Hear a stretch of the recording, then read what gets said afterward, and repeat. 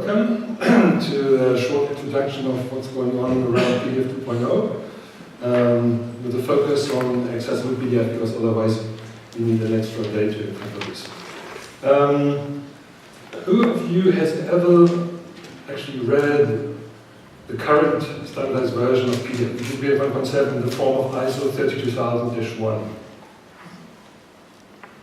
Okay. So for the rest of you, if you ever have difficulty sleeping at night, it's a free download. You can get it. You just search on the internet for ISO 30000-1 PDF 1.7 free download, and you will find it. There's a free version that Adobe hosts as a courtesy to people who want to get money to ISO for buying the version that you actually have to buy. So the official version is you have to buy, but the content is identical. It's actually an interesting read, at least for some people.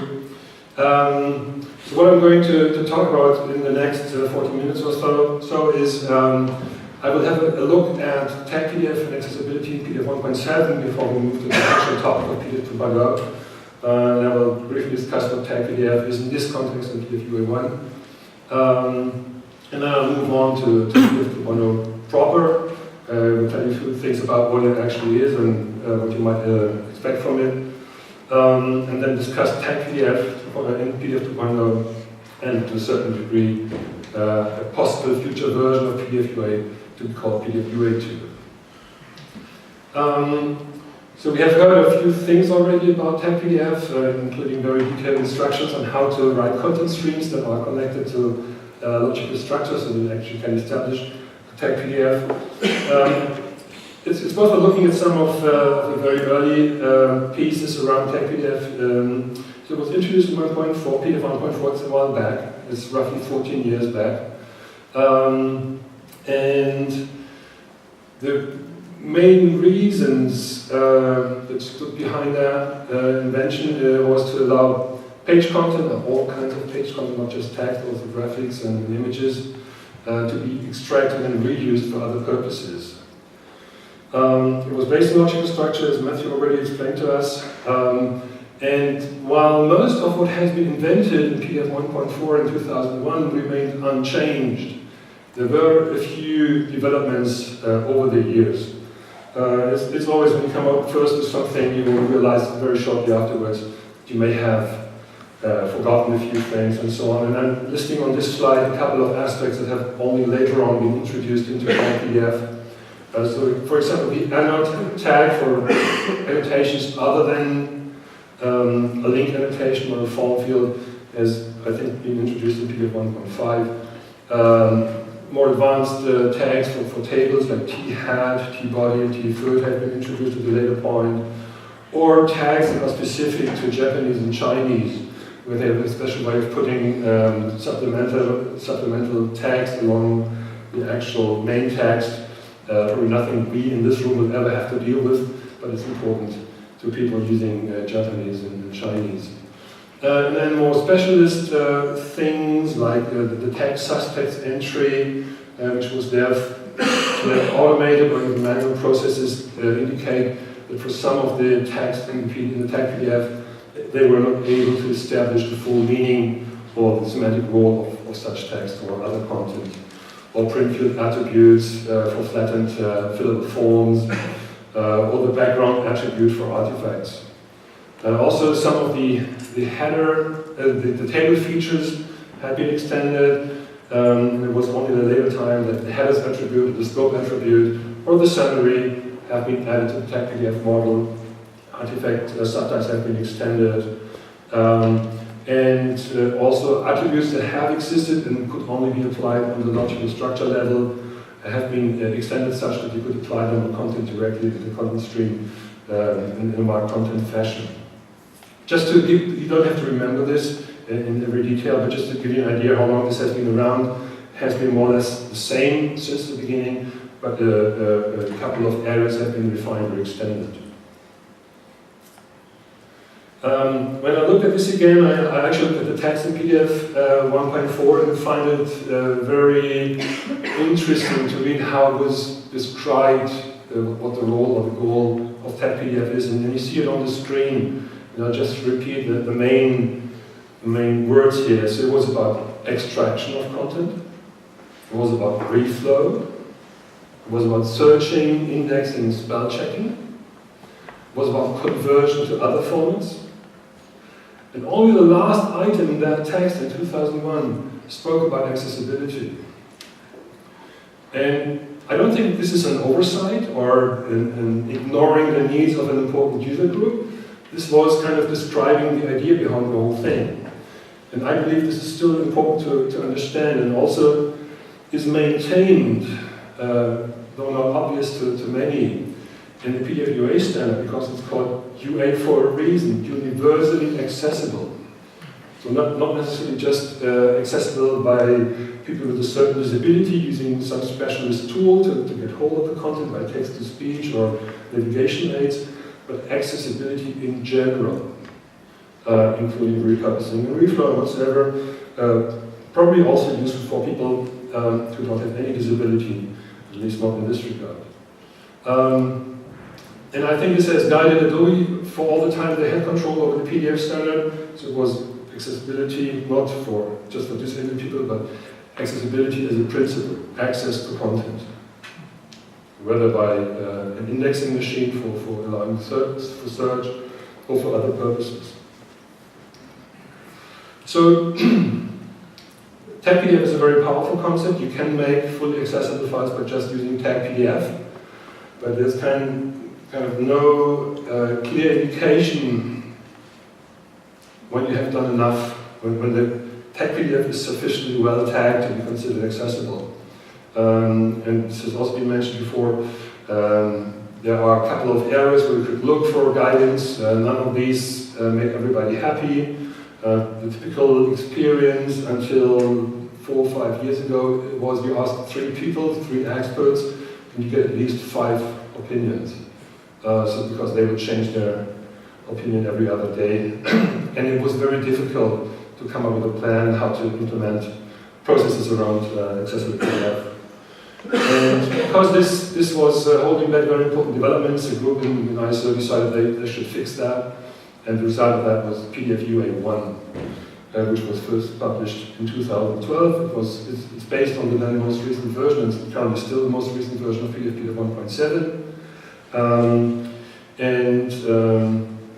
It's an electronic document file form based on PDF, enhancing the document for accessibility.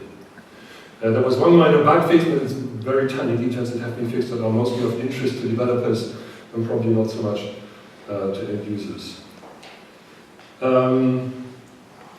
So the mission is, it specifies the use of something that exists already, of PDF 1.7 in the form of ISO 32000-1.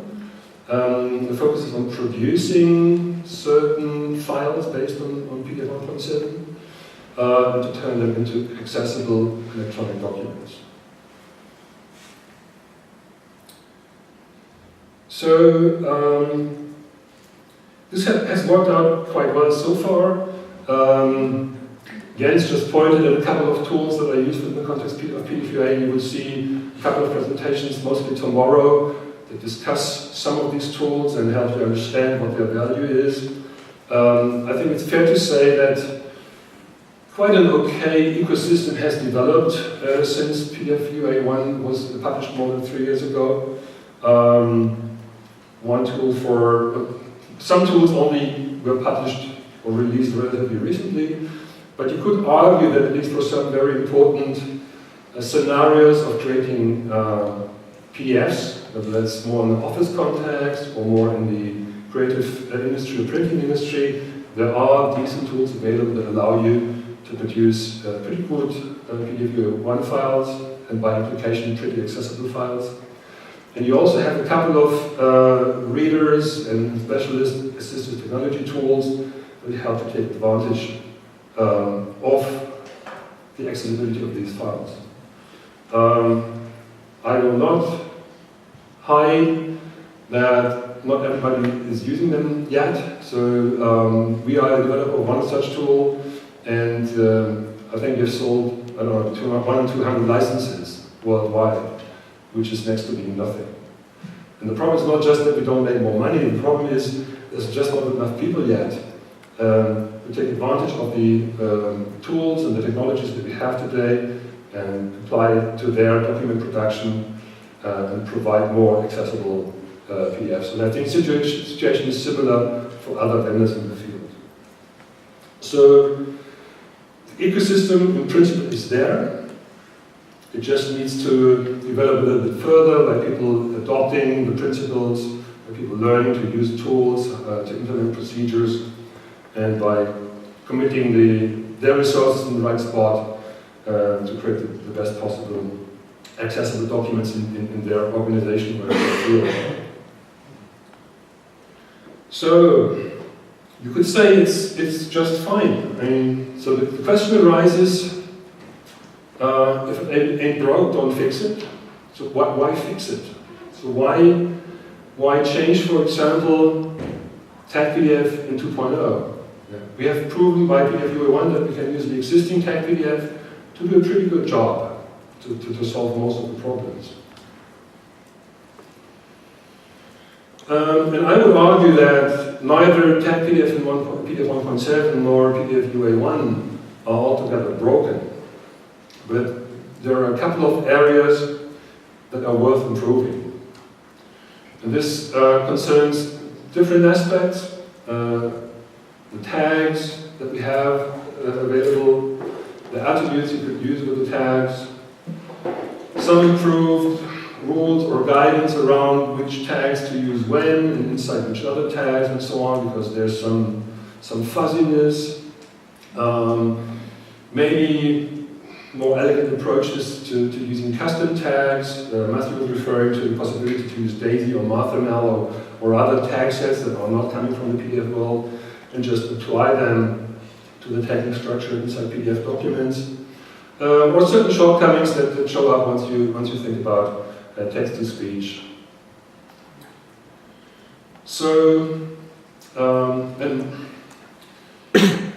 there was also one reason why the whole tag PDF chapter in PDF 1.7 was changed, and that goes back to the fact that I was annoyed by it. So I'm part of the PDF 2.0 group inside ISO as a German delegate. And in the years before, we tried to implement a couple of features based on PDF 1.7 and tag PDF and PDF 1.7, and it just wasn't funny. Because in some parts, the text was written in a way that was difficult to understand exactly what it is. Once we figured out it should say something like this, the next guy came along who was also working with the tag PDF tool and opposed to our understanding, saying no, it's completely the other way around. And then in the PDF UA Competence Center, for example, and in the PDF session, we had long discussions around certain aspects of tag PDF. In most cases, we came to an agreement, but it never was easy in these cases. And in some cases, we had to say, well, it's kind of undefined. That makes software development very, very challenging. It puts a lot of extra work onto your table when you're already busy implementing something that is useful to your customers. So I was deeply annoyed. That was also the reason why the person who spent the most time on rewriting tag PDF was me. So I spent a few weeks focusing on taking the existing tag PDF chapter and just writing it out again. There's probably a third of the text that is identical, not everything was bad, but it was a very, very intensive effort at sometimes only restructuring the content in tag PDF, but in many cases refining certain aspects of it and taking it to the next level in an evolutionary fashion. And I'm going to discuss some of the aspects of what I did and what ultimately most of the group at ISO agreed to. In a couple of cases I had to give up some of my ideas and rather accept the position of others in the group. So what we did is we removed some tags. There are a number of tags where most people will find it difficult to say when to use them and when not to use them. So there's grouping tags like group and sect and art or article, and it's never clear which one to use when, and we just simplified that into just having one semantic grouping tag which is called part. And if you have subparts, you can nest it, so you have a part tag inside the part tag, And you can have 5 levels of grouping part tags inside each other if it makes sense for your content. And you don't have to struggle anymore finding out whether you should be using section or article or part in this instance or the other. You also, and actually we threw out a couple of other tags that people have difficulty understanding or using consistently.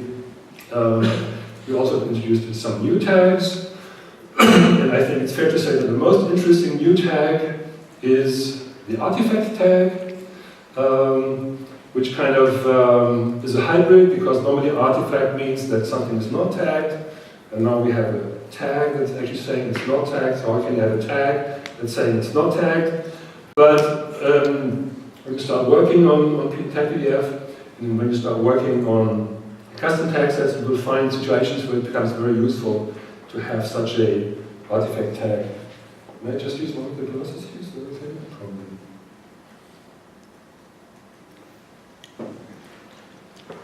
And also because in some definitions of some tags it was not clear exactly what they are for or when to use them.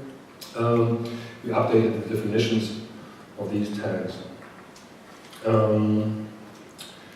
This is mostly for reference. If you look at this after the conference, this is a list of the tags that you have in PDF 1.7, but not any longer in PDF 2.0. So on the left column, these are the ones that got removed.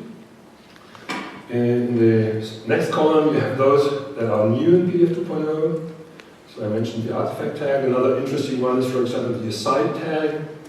You have situations like in a magazine where you have the main article, and then you have kind of 2 boxes elaborating on something in the article, like giving you more background information or whatever. It was never clear what's the official order. Would you put them at the end? Because normally you could not put them in the middle of the text flow because it would break the text flow. So now you can have an aside tag. You could kind of put it just anywhere in your main text flow, but it would make it very clear that what comes inside the aside tag is not part of the main content flow. It's like a separate discussion that happens to be inserted in this place. Or we have a title tag, and it's surprising for many who start with tag PDF to find out there has not been a title tag so far. So if you have a book, yeah, you can use heading tags like H1, H2 for the headings and for the chapters, where there's no specific tag for saying, well, this is the document title, or the information that belongs to the document title, maybe including the author or other related information. So what you normally find on the title page of a book.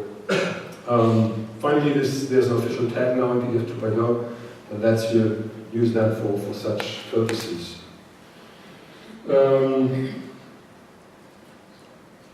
We also introduced actually 2 tags on the inline level, like just short runs of text, M and strong, for putting emphasis onto portions of text inside a paragraph, for example. It's also something that has not existed so far, and is relatively common in the HTML world. Yeah, that should be fine. There's also maybe, regarding the tags that have been removed from the tag set, we removed TOC and TOCI. These are the tags used for tables of contents. And we argued that table of contents are also just lists.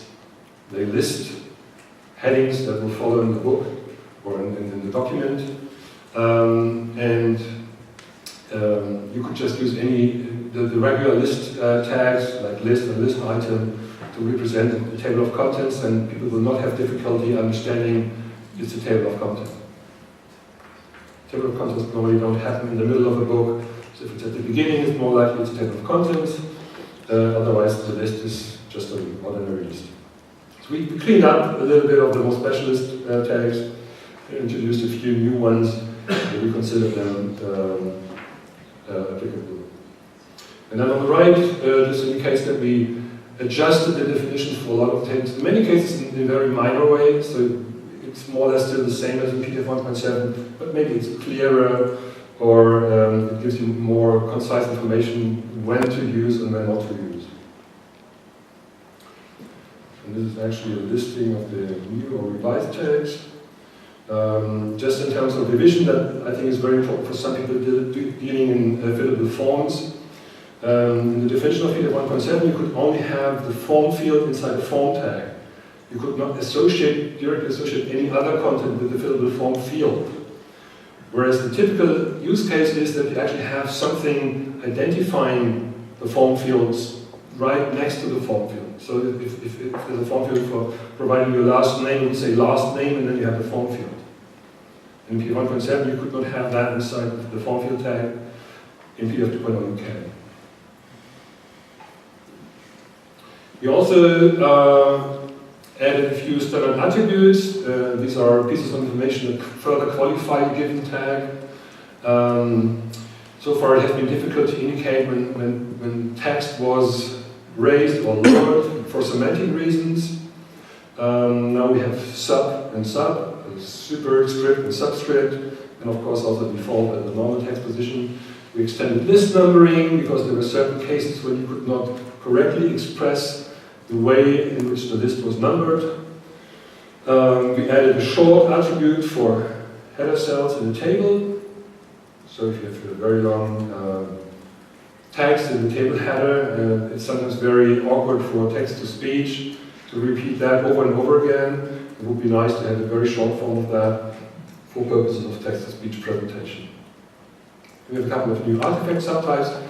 We had very long discussions around what to do with stuff like line numbers and page numbers. I think we spent many hours on that. So is it semantic information? Should it be part of the content flow or is it not? And there are certain types of documents that rely heavily on information like line numbers. And in such certain fields you have to refer to text by page number and line number. It's the norm, you can't escape it. So it's pretty important. On the other hand, it's just an artifact. It's only being produced because the lines happen to fall in this fashion. They are not part of the author's intention. So we decided to establish them as subtypes for artifacts. And here also shows up the reason why we want to have an artifact tag as opposed to just an artifact marker in the content string. If you have a line number, you need to associate the line number with the text flow, because it only makes sense in the place where the line is. And geometry alone, page geometry alone, is a weak indicator of where the line number belongs. So it would be most convenient to be able to have a line of text in artifact with a line number 15, and then you have line 15. In this case, the most convenient mechanism to establish this link is to use an artifact tag and not an artifact marker, because the artifact tag would live inside the logical structure tree. Then, so far about tags and attributes for tags. There's another important area that will probably feel very dry to most of you who are not programmers, and these are namespaces.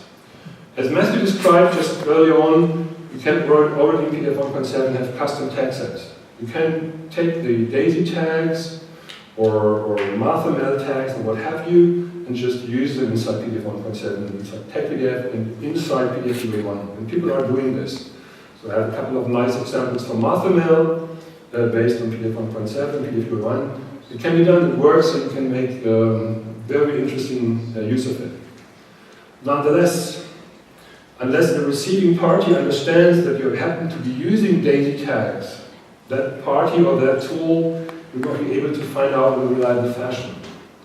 Because some of the tags will look similar to the tags from other tag sets, so there's no official way to indicate I'm using DAISY tags here, and some other tool could find out and then provide a user experience based on that.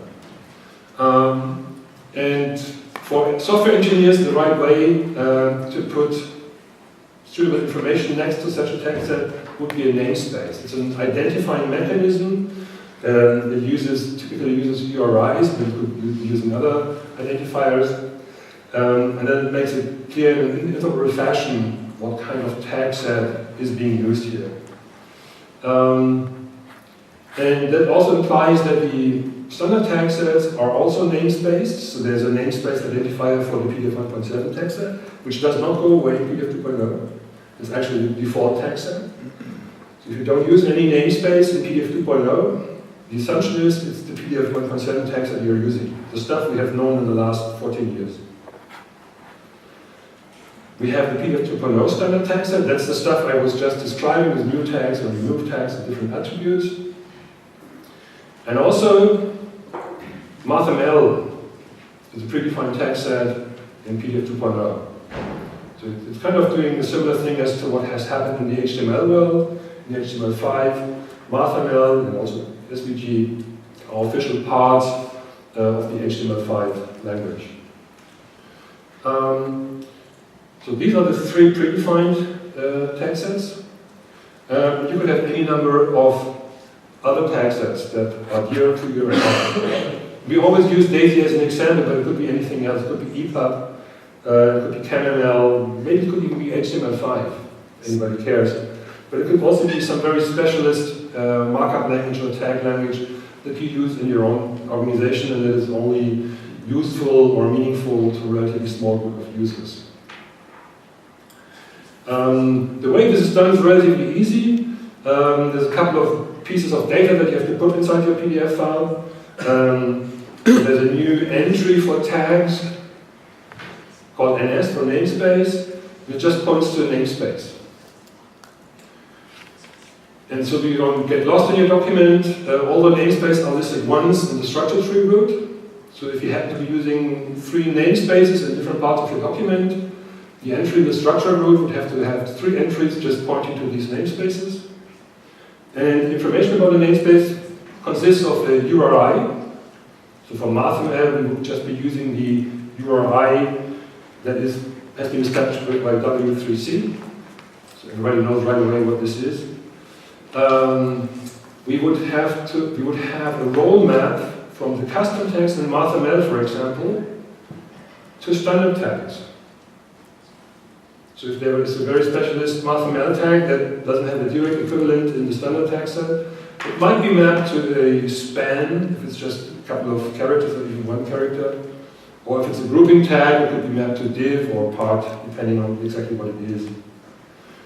And the third thing, which is optional for each namespace, is you could actually also provide the schema that describes the tag set. So for MathML, there's an XML schema.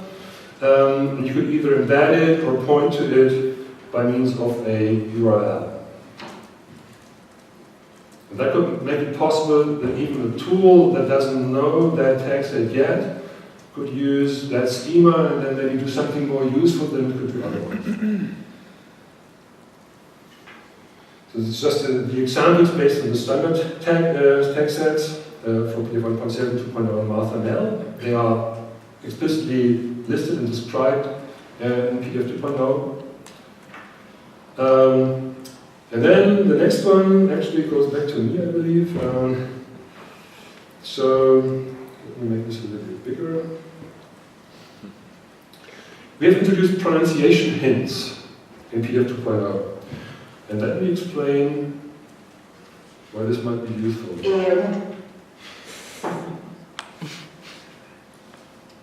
Capital I, acute, never operates. So the pronunciation of this company name is not exactly what you're seeing when you're reading the text on screen. So for those who have to rely on text-to-speech, that was just trying to say Airbnb. Never operates. So just doing this again. Never operates. So Uber Eats is a new company, like the Uber company for taxis and stuff like that, and it's providing delivery services for meals. I think it's also started in California, but I just found it on the internet and found it interesting. And it's very difficult to know just from the text-to-speech production what it's actually saying, at least for me. I also found this one interesting. You and us. I hear you and us. That might be a philosophical interpretation of what's written.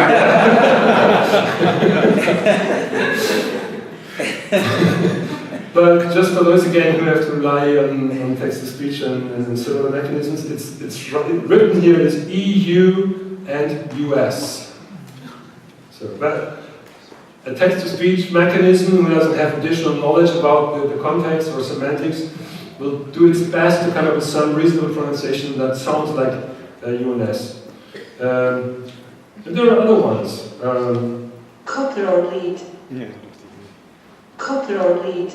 So it's reading copper or lead where it should be reading copper or lead. Yeah, it's the same word, L-E-A-D, and you could lead something, or it could be lead, the metal.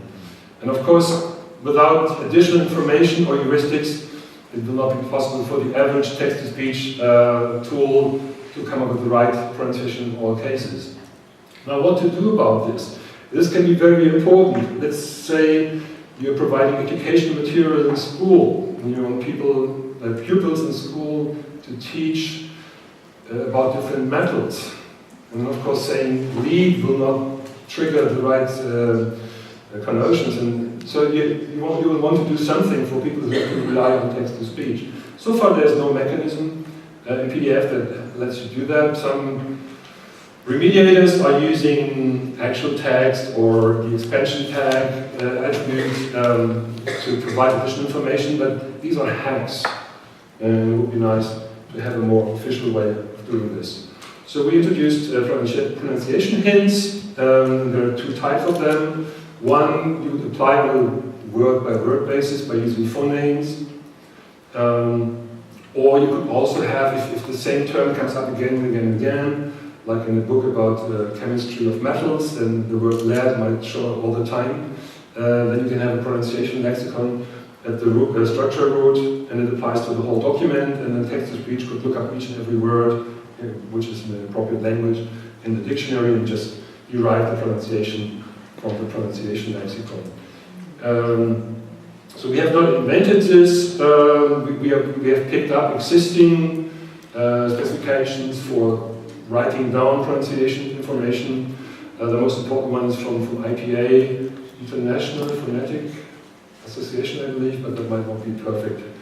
India Pale Ale. Sorry? Also India Pale Ale. Yeah. To your point. Okay.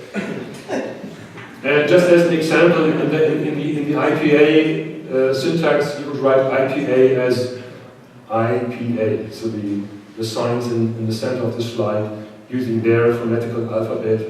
There are a couple of other alphabets that could be used.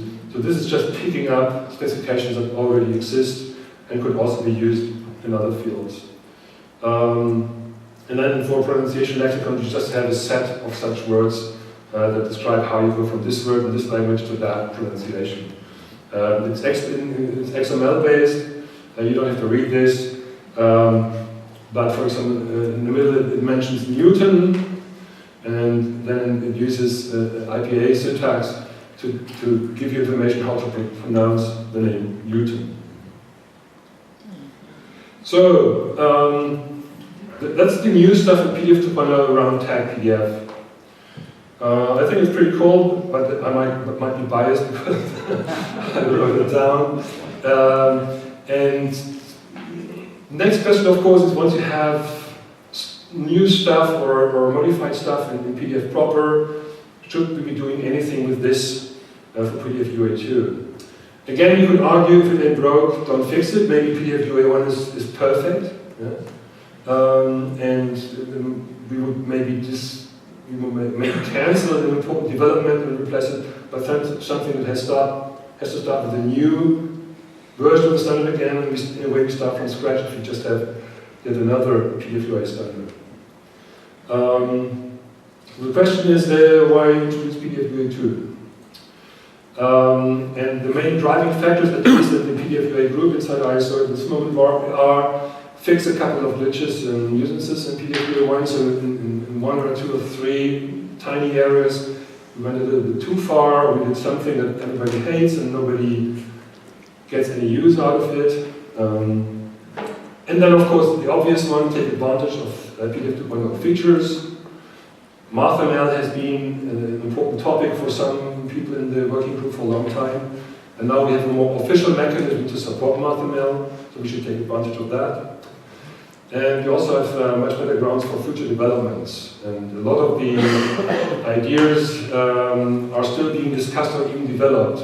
So the personal hobby of me is to do research around complex document substructures, business diagrams or flow charts and so on, where I personally believe that the alternate description attribute, is not a solution, but we don't have a real solution at this time, and maybe we can use PDF 2.0 to come up with real solutions to the problem. And to close my presentation almost on time, what would you like to see in PDF UA2 that you are missing in PDF UA1? Thank you, and happy to hear your thoughts.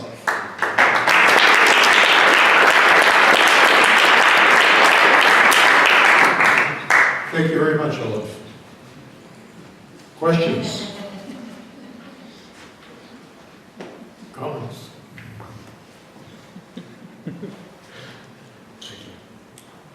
I have written down 5 questions. Excellent. So skip the coffee break, we'll hear the questions. Maybe I won't ask them all, but one simple question is, you mentioned reflow at the beginning of your presentation, and in Wikipedia I once read that reflow only works with tagged documents. At the beginning of our conference today, we were told that reflow also works with. I'm just speaking about the reflow function in Acrobat, and the Acrobat reader, and we were told that reflow works with every document, even with documents which are not tagged. What kind of reflow did you talk about? Intelligent reflow, if I may say so. Yeah. Or good reflow. Yeah. Of course, you can take any page description, whether PDF or any other, and just cut it into pieces and then show one piece after the other, adjusting size a little bit so it gives you a reasonable reflow experience. You can take PostScript or Word and do reflow. And of course, if you care about the meaning of the content and not just about something that flows, it would be nice if you maintain the semantic structure. And that currently works well in Acrobat, for example, only if the content has to be encoded, like in the page description syntax, in the sequence that it should be read. And for reasons that we have learned about, this is not always the case. If you take certain documents and you do apply reflow in Acrobat, but this applies to other tools in the same fashion that also happen to exist, you will get a mismatch. So the sequence of the pieces doesn't make any sense anymore. And a good reflow or intelligent reflow would follow the logical structure and grab each and every piece according to the order and the logical structure and reflow that. And you have it. If you look at the screen reader preview from Pack 2 or in PDF Go HTML, these are reflow tools. Okay. They have different design principles, how they have done it, and in the end they are reflow tools. Or VIP Reader, the tool for vision impaired people that have large text and so on. It's all reflow. Okay, they all follow the tag structure. The ones I mentioned, they follow the tag structure. Okay, I understand. Okay. My second question is, you told about the annotation tag, annotate tag, and since I'm working on the testing procedure for Bit Inclusive, I'm a little bit confused about the annotate tag and link annotations, and chapter 28 in PDF UA, which is quite large and is talking about annotations, and I'm always confused about this thing and how to handle it. Can you tell me something about this? I think in its history, so that the most important annotation in terms of how many people care about it is probably the link annotation. It's the most immediately useful general purpose annotation you can think of. And I think early versions of PDF only had a link annotation but not other annotations, but I'm not quite sure. At least not all of them that we have today. Over time, the idea emerged that you could use the annotation mechanism, which is a technical mechanism to put stuff on top of the page description. So a link is just a sensitive area where when you click on it, something happens. And you could use this mechanism for other interesting ideas. Marking up text, like highlighting the highlight marker. Okay. Yeah?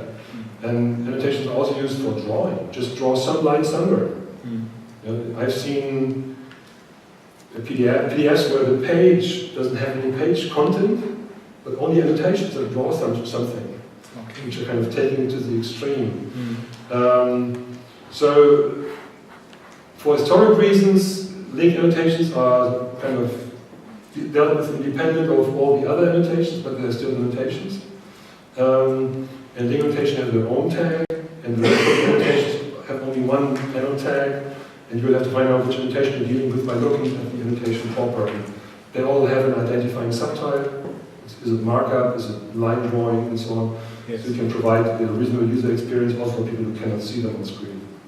Okay, thank you.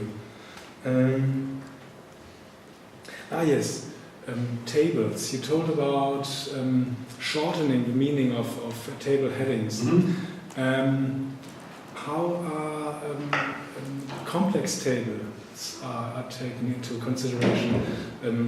I mean, for example, tables with two heading rows and their relationship to their data content.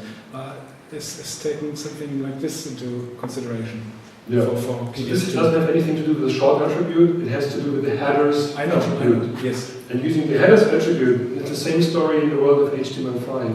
Okay. You will have to use the headers attribute once the tables are not regular anymore in a simple fashion.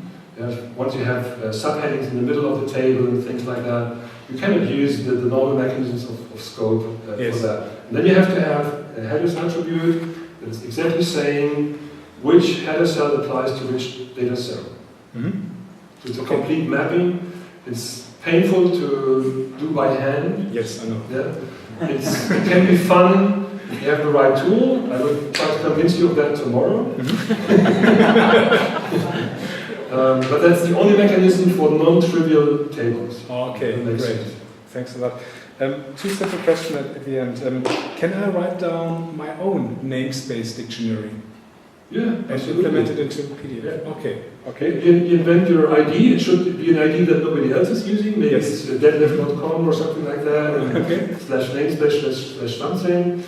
And then you define your tag set and Okay, great. And you made some examples with the pronunciations of your TTS.